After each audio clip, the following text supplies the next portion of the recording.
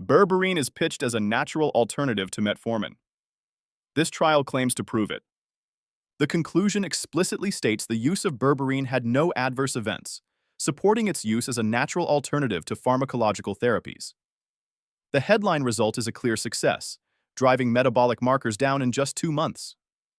But the closer we looked at how this paper made it to print, the less the story holds up. An empty meter. We dismantle the details. Where was this study published? The European Review for Medical and Pharmacological Sciences published this trial, presenting it as a formal evaluation of berberine phytosome. The baseline assessment begins. We start with the clinical design, which looks incredibly strong on paper. This study was a randomized, double-blind, placebo-controlled trial. It was conducted in overweight men and women with an impaired fasting glucose status.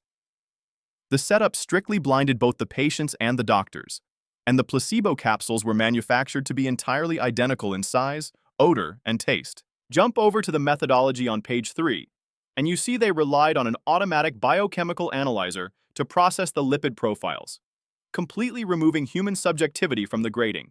Placebo controls and proper blinding exactly right. Next is transparency.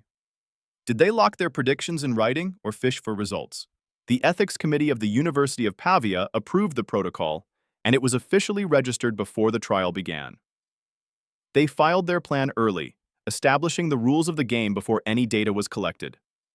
Flip back to the abstract, and you can see that the primary outcome they registered, glycemia, is exactly what they reported as their main finding, with no outcome switching. Registration and outcome fidelity are all clear. The math powering those results is just as tight.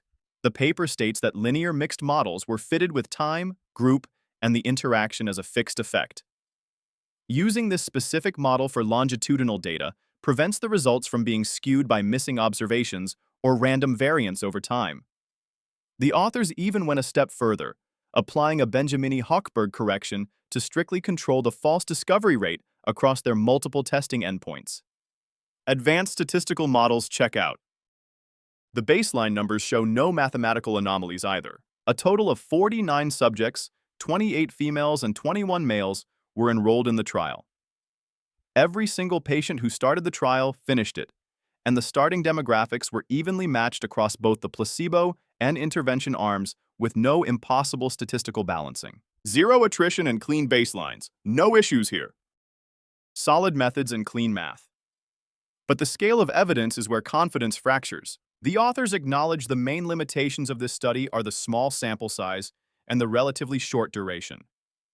The entire trial rests on just 49 people, and they ran no statistical power calculation beforehand to prove that cohort was large enough to be reliable. Moreover, we checked the rest of the manuscript, and they never made the raw dataset public for independent review. Missing open data and an underpowered sample size, less damaging than the gaps ahead.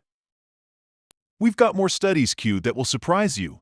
Subscribe so you catch the next one. Which brings us to the publication venue itself. And this is where the pristine narrative hits a wall. European Review for Medical and Pharmacological Sciences is the journal that carried this data. But this specific journal has an extensive history of mass retractions linked to paper mills, leading to its removal from major scientific indexing databases.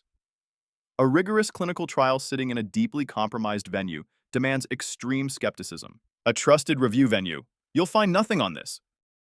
Why did this trial end up in a compromised journal? The answer lies at the very end of the paper. The text plainly states that authors GPET, PA, DA, and AR were employed by Indina SPA. That is the exact company that manufactures the berberine supplement being tested. The lead author also has a documented track record of publishing positive trials for this same sponsor's product line.